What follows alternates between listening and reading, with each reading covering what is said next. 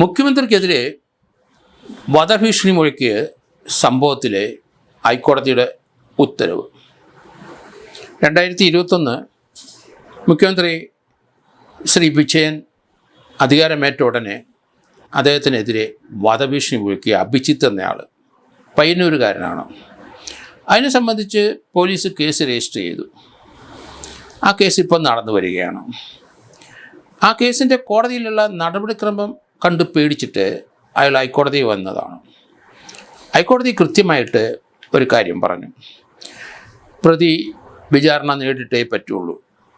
വിചാരണ അത് തടസ്സപ്പെടുത്താനും വിചാരണ ഒഴിവാക്കാനും വേണ്ടിയിട്ടാണ് അദ്ദേഹം ഹൈക്കോടതിയെ സമീപിച്ചത്. മുഖ്യമന്ത്രിയെ വധിക്കുമെന്ന് മാത്രമല്ലേ പറഞ്ഞുള്ളൂ, ഒരു നിസ്സാര കാര്യമായിട്ടാണ് അദ്ദേഹം കണക്കാക്കുന്നത്. ആ ഒരു കാര്യം മാത്രം അംഗീകരിക്കാൻ കഴിയില്ല കോടതിക്ക്. കാരണം ഇത്തരം സന്ദേശം അയക്കുന്നവർ തീർച്ചയായിട്ടും ഒരു കാര്യം മനസ്സിലാക്കിക്കോണം, ആ സന്ദേശത്തിൻ്റെ പ്രത്യാഘാതങ്ങളെപ്പറ്റിയും അവർ ബോധവാന്മാരായിരിക്കണം. അതാണ് ഹൈക്കോടതി പറഞ്ഞത്. നിങ്ങൾ എന്തുവേണേലും പറഞ്ഞോളൂ, അതിനൊരു പ്രത്യാഘാതം ഉണ്ടാവും. അതാണ് ആ പോലീസ് നടപടിയിലേക്ക് വന്നത്. ആരെയാണ് നിങ്ങൾ കൊല്ലുമെന്നും ഉള്ള വധഭീഷണി മുഴക്കിയത്? സംസ്ഥാനത്തെ മുഖ്യമന്ത്രിയാണ്. ഇന്ത്യൻ ജനാധിപത്യത്തിലെ ഓരോ സംസ്ഥാനത്തും മുഖ്യമന്ത്രിമാർ അധികാരത്തിൽ വരുന്നത് എങ്ങനെയാണ്? അവിടെ ജനാധിപത്യ രീതിയിലെ ഇലക്ഷൻ നടത്തി രാഷ്ട്രീയ പാർട്ടികൾ, ഭൂരിപക്ഷം കിട്ടുന്ന പാർട്ടികളെ MLA-മാർ അവരുടെ നേതാവിനെ തിരഞ്ഞെടുക്കും. ആ നേതാവ് മുഖ്യമന്ത്രിയാവും. രാഷ്ട്രീയമായ എന്ത് എതിർപ്പോ ജാതിപരമായ എതിർപ്പോ എന്ത് കാര്യമുണ്ടെങ്കിലും ഇന്ത്യൻ ഭരണഘടന അനുസരിച്ച് കോൺസ്റ്റിറ്റ്യൂഷണൽ പവറുള്ള ഒരു അധികാരിയെ തിരഞ്ഞെടുത്തു കഴിഞ്ഞു. അത് ഭൂരിപക്ഷം ഉള്ള ജനങ്ങളാണ്, അല്ലെ ഭൂരിപക്ഷം ആൾക്കാർ വോട്ട് ചെയ്ത് ജയിപ്പിച്ചെടുത്ത ഭൂരിപക്ഷ MLA-മാർ അവർ തിരഞ്ഞെടുക്കുന്ന ആളാണ് മുഖ്യമന്ത്രിയാവുന്നത്. അത് ജനാധിപത്യ രീതിയിൽ അംഗീകരിച്ചേ പറ്റുള്ളൂ.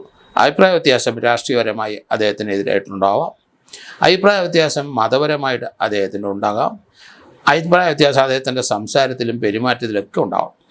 പക്ഷേ അംഗീകരിച്ചേ പറ്റുള്ളൂ. മുഖ്യമന്ത്രിയാണ്, തിരഞ്ഞെടുക്കപ്പെട്ട വ്യക്തിയാണ്. ഭൂരിപക്ഷം വോട്ടിൻ്റെ അടിസ്ഥാനത്തിലാണ് അദ്ദേഹം മുഖ്യമന്ത്രിയായത്. ഭൂരിപക്ഷം വോട്ടുകളും അദ്ദേഹത്തിൻ്റെ കൂടെയുള്ള MLA-മാർക്ക് പൊതുജനം വോട്ട് ചെയ്ത് നേതാവായ ആളാണ്. അതിനകത്ത് രാഷ്ട്രീയ ചിന്ത മതചിന്ത ഒന്നും പാടില്ല, അംഗീകരിച്ചേ പറ്റുള്ളൂ. മുഖ്യമന്ത്രി അധികാരം ഏറ്റെടുത്ത ഉടൻ തന്നെയാണ് ഈ വധഭീഷണി മുഴക്കിയത്.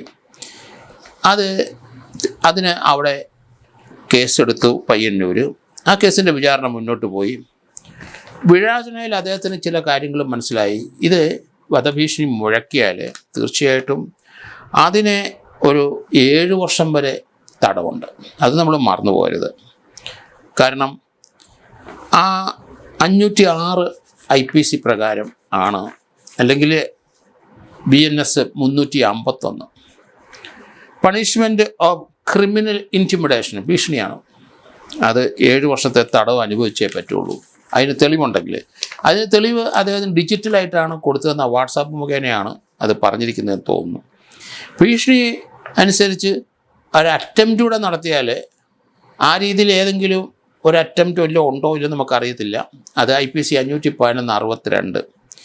അതിൻ്റെ ശിക്ഷ പറഞ്ഞിരിക്കൽ ഏറ്റവും ഒരു അറ്റംപ്റ്റ് മർഡറിൻ്റെ ശിക്ഷ അല്ലെങ്കിൽ ലൈഫ് ഇംപ്രിസ്മെൻറ്റിൻ്റെ ശിക്ഷയുടെ 1/3 തടവ് അനുഭവിച്ചേ പറ്റുള്ളൂ. അതുപോലെ അദ്ദേഹത്തിനെതിരായിട്ട് മോശമായ പദങ്ങൾ പ്രയോഗിച്ചിട്ടുണ്ടോ എന്ന് നോക്കും. അത് 509 IPC പ്രകാരം കുറ്റകരമാണ്, അല്ലെങ്കിൽ 79 BNS പ്രകാരം. അതിനും ഒരു 3 വർഷം തടവ് കിട്ടാം. അപ്പോൾ വധഭീഷണിക്ക് അതിന് അദ്ദേഹം ഡിജിറ്റലായിട്ട് എവിഡൻസ് ഉണ്ട്. അങ്ങനെ വധഭീഷണി വീഴ്ചയിട്ടുണ്ടെങ്കിൽ ഒരു 7 വർഷം അകത്ത് കിടക്കുന്നവർ കൂടാതെ അതിനകത്ത് മോശമായ പദപ്രയോഗം ഉണ്ടെങ്കിൽ 3 വർഷത്തിന് തടവ് വരാം. അതുകൊണ്ട് എന്തും വിളിച്ചു പറയാം എന്നാരും കരുതരുത്. ഭരണഘടന വിഭാവനം ചെയ്യുന്ന ഇന്ത്യൻ പ്രസിഡന്റ്, അത് വൈസ് പ്രസിഡന്റ്, അതുപോലെ തന്നെ ഭരണഘടനയെ പറഞ്ഞിരിക്കുന്ന ഗവർണർമാർ, മുഖ്യമന്ത്രിമാർ, ഇന്ത്യൻ പ്രധാനമന്ത്രി, അങ്ങനെ പോകുന്നു.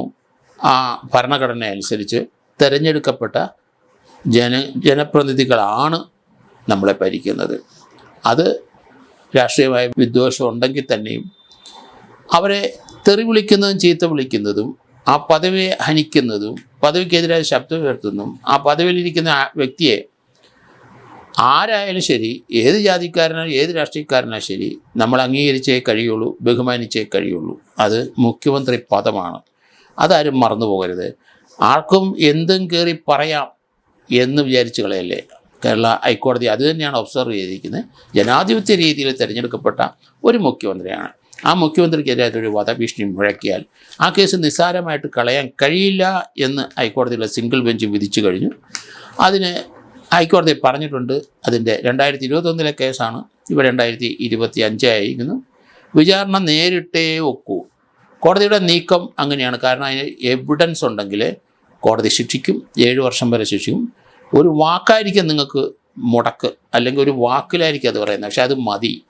കാരണം അധികാരത്തിൻ്റെ കേന്ദ്രത്തിലിരിക്കുന്ന തിരഞ്ഞെടുക്കപ്പെട്ട ഒരു മുഖ്യമന്ത്രിയാണ് നിങ്ങൾ ഭീഷണിപ്പെടുത്തിയെന്ന് കരുതിക്കണം. ഈ രീതിയിലുള്ള സംഭാഷണങ്ങൾ, ഈ രീതിയിലുള്ള ഡിജിറ്റലായിട്ടുള്ള സർക്കുലേഷൻസ് ഏത് ജാതി ആയാലും ഏത് പാർട്ടിക്കാരായാലും ശരി, ഇതുപോലെയുള്ള നിയമ നടപടിക്ക് അവർ വിധേയമാകും എന്നുള്ള കാര്യം മറക്കരുത്.